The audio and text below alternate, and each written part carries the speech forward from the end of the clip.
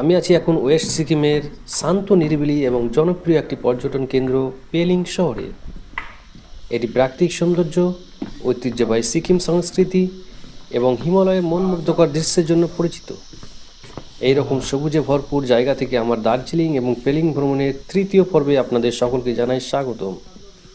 আজকের ভিডিওটিতে আমি আপনাদের পেলিংয়ের অত্যন্ত জনপ্রিয় স্থানগুলি ঘুরিয়ে দেখাবো, সাথে কিভাবে এই শহরে আসবেন, কোথায় স্টে করবেন, কতদিনের প্ল্যান নিয়ে আসলে ভালো হয় এবং কি কি ঘোরার জায়গা আছে সমস্ত কিছু গল্পের ছলে তুলে ধরবো আপনাদের সামনে। চলুন আমার সাথে আজকের গল্পের সাথে সাথে।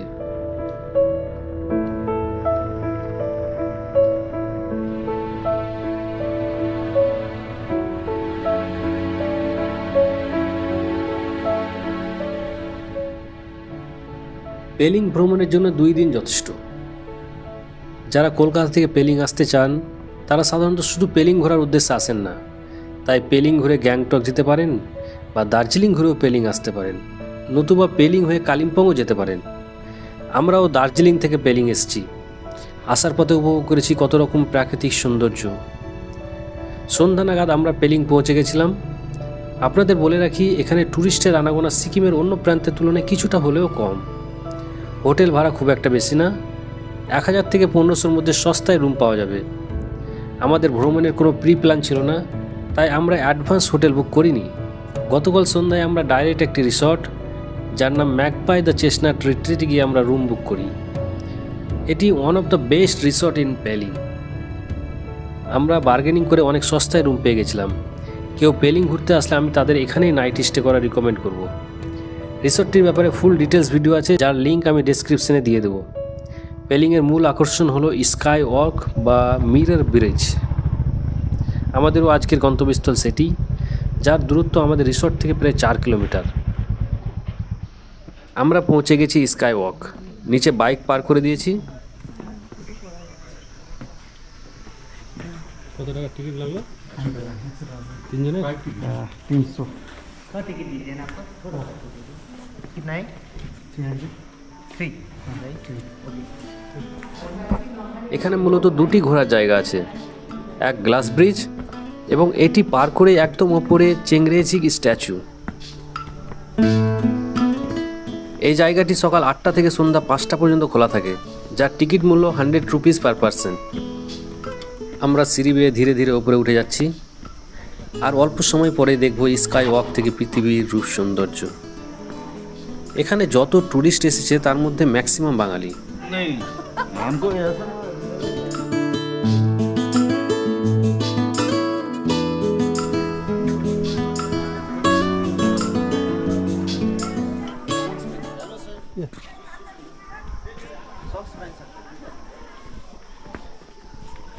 কাছে যেন স্ক্র্যাচ না পড়ে যায়, সেই জন্য এখানে জুতো খুলেই উপরে যেতে হবে। সক্স অ্যালাউ আছে অবশ্য।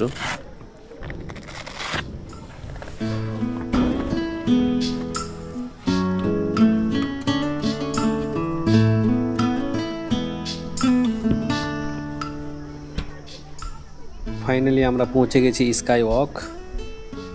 এই কাচের ব্রিজটি হচ্ছে ভারতের প্রথম নির্মিত গ্লাস স্কাই ওয়াক, যেটি ভ্রমণ পিপাসু মানুষদের জন্য 2018 সালে ওপেন করে দেওয়া হয়েছিল। এটি সমুদ্রপৃষ্ঠ থেকে প্রায় 7200 ফুট ওপরে। অনেকে বলে কাঁচ দিয়ে নিচে তাকালে নাকি প্রচণ্ড ভয় লাগবে, কিন্তু এখানে আমি সেরকম ভয়ের কিছু দেখতে পেলাম না, কারণ কাচের নিচে অনেকগুলো জয়েন্ট আছে। ওই জয়েন্টগুলোর জন্য অতটা ভয় বলে কিছু মনে হলো না। চলুন এই ব্রিজটির সৌন্দর্য উপভোগ করা যাক।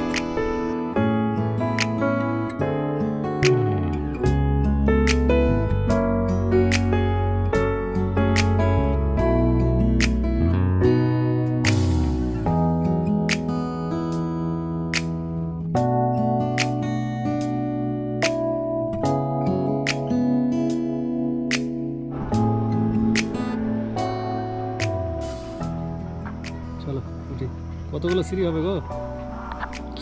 আমি আছি এখন চেনরেজিক স্ট্যাচুয়ের সামনে। এটি বুদ্ধেরই এক রূপ, যেটি জায়গা হিসেবে বিভিন্ন নামে পরিচিত।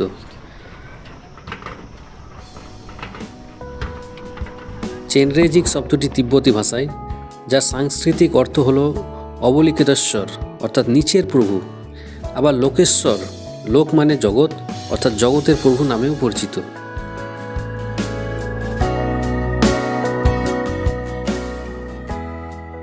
বৌদ্ধিক ধর্মমতে এই রূপটির বিশেষত্ব হলো এখানে মূর্তিটির চোখ খুলে নাকি মমতার চোখে সবার দিকে দেখেন। ভারতের সিকিমে এই স্ট্যাচুটির নাম তিব্বতী ভাষায় পরিচিত হওয়ার পিছনে কারণ হলো এটি 2009 সালে দলাই লামার দ্বারা উদ্বোধন হয়েছিল। এই মূর্তিটি 137 ফুট লম্বা, যা বিশ্বের সবচেয়ে লম্বা চেন রেজিং মূর্তি।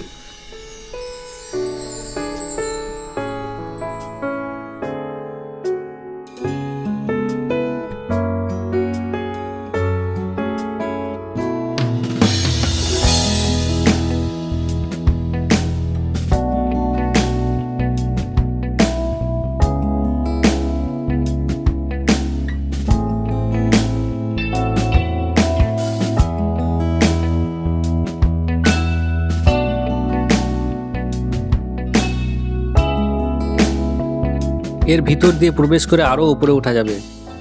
ভেতরে ফটো এবং ভিডিওগ্রাফি অ্যালাউ নয়। বৌদ্ধ ধর্মাবলম্বী মানুষেরা প্রার্থনা করার জন্য এখানে আসেন। আমরা এখন একদম উপরে, এখানে ভিডিও করা অ্যালাউ আছে।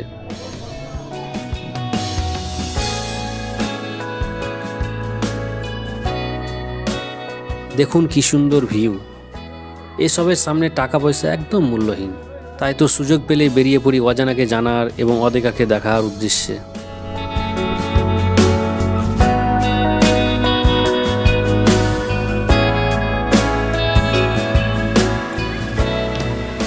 স্কাই ওয়াক থেকে বেরিয়ে আজকে আমাদের নেক্সট গন্তব্যস্থল খেচুপেরি লেক, যার দূরত্ব স্কাই ওয়াক থেকে প্রায় 28 কিলোমিটার, ঘন্টা খানেকের পথ। ওর কাছে আছে কাঞ্চনজঙ্ঘা ফলস, চাইলে সেটাও ঘুরে দেখতে পারেন। যাবার পথে এই ওয়াটারফলসটি পাবেন, যার নাম রিম্বি ওয়াটারফলস। এখানে আছে রিম্বি অরেঞ্জ গার্ডেন, যেটা আসার পথে আমরা ঘুরে দেখব।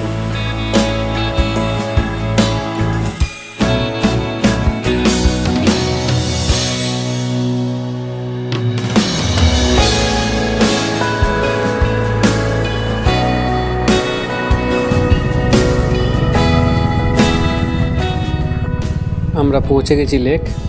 এখানে কিছু খাওয়া দাওয়া করে ভিতরে প্রবেশ করব।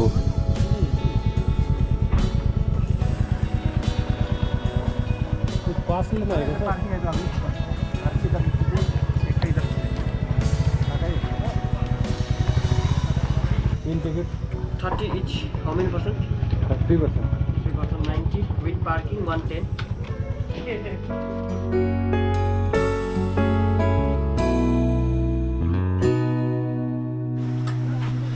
বাইরে ম্যাগি আর কফি খেয়ে ঢুকে পড়লাম লেকের ভিতর।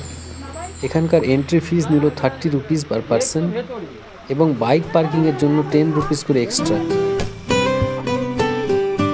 পার্কটির ভিতরে হোটেল তাও আছে, কেউ চাইলে সেখানে রুম ভাড়া নিয়ে নাইট স্টে করতে পারে।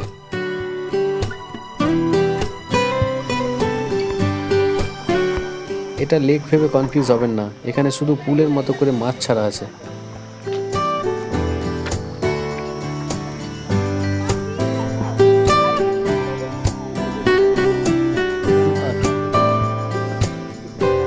চলুন সামনে পার্কটা ঘুরে দেখি এবং খুঁজে বার করি লেকটা কোথায় আছে।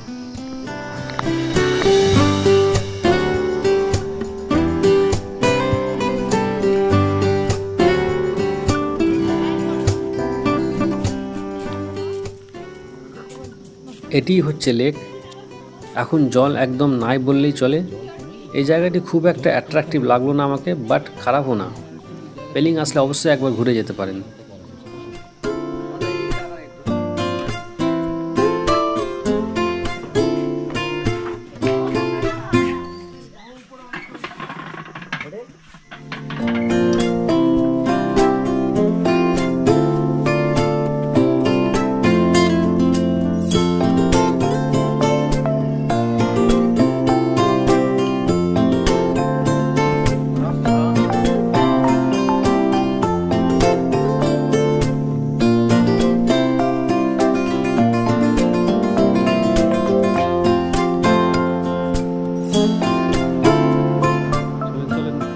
লেকটি থেকে বেরিয়ে ফিরে আসার পথেই আমরা প্রবেশ করেছি রিম্বি অরেঞ্জ গার্ডেনে। যাবার সময় আপনাদের বলেছিলাম এর কথা।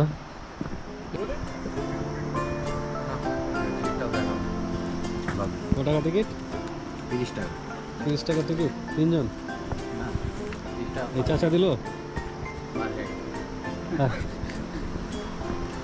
পার হেড 30 টাকা।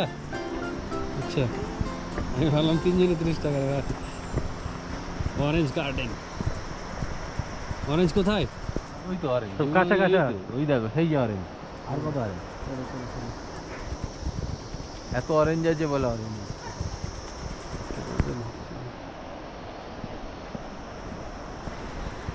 এর ভিতরে বিক্রি করছে অনেক ধরনের লোকাল ওয়াইনস, ড্রাই ফ্রুটস, চাইলে কিনতে পারেন। সো আজকে আমাদের এটিই ছিল লাস্ট ডেস্টিনেশন। আপনারা যারা পেলিং ঘুরতে আসবেন তারাও একদিনেই আমার মতো করে ঘুরে নিতে পারেন পেলিংয়ের দর্শনীয় স্থানগুলি। আবার বলছি কি কি ঘুরবেন। প্রথমেই যাবেন স্কাই ওয়াক, সেখানে ঘুরে নেবেন চেনরেজিক মন্দির, সেখান থেকে বেরিয়ে চলে যাবেন খেচুপেরি লেক, যাবার পথে পড়বে রিম্বি ওয়াটারফলস এবং রিম্বি অরেঞ্জ গার্ডেন, যেটা যাবার পথে বা আসার পথে ঘুরে দেখতে পারেন।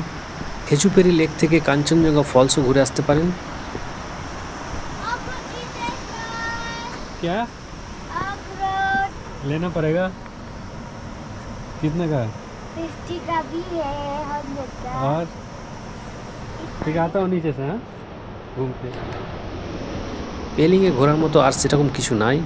আশেপাশে যা আছে সেগুলি আপনারা পেলিং আসার দিন বা পেলিং থেকে যাবার দিন ঘুরে দেখতে পারেন। ऑर्गेनिक वाइन ट्राई नहीं करेगा? फ्रेश वाइन हाँ, ये दिखाना है। फेमस बताएगा आप लोग। अच्छा, ऑर्गेनिक वाइन दिखा दीजिए ऑर्गेनिक वाइन आपका YouTube local. Local organic wine. आप ट्राई ये ऑरेंज कीजिए। जैसे ऑरेंज एक पीलीजन में देता नहीं, अभी नहीं। ये वाला पीलीजन আজকের ভিডিও এখানেই সমাপ্ত করছি। আজ নাইট স্টে করে কাল সকালে বিদায় জানাবো পেলিংকে। আমরা মোট এখানে 2 নাইট স্টে করব। কালকে আবার দেখা হবে আপনাদের সাথে নতুন ভিডিওতে, নতুন গন্তব্যে।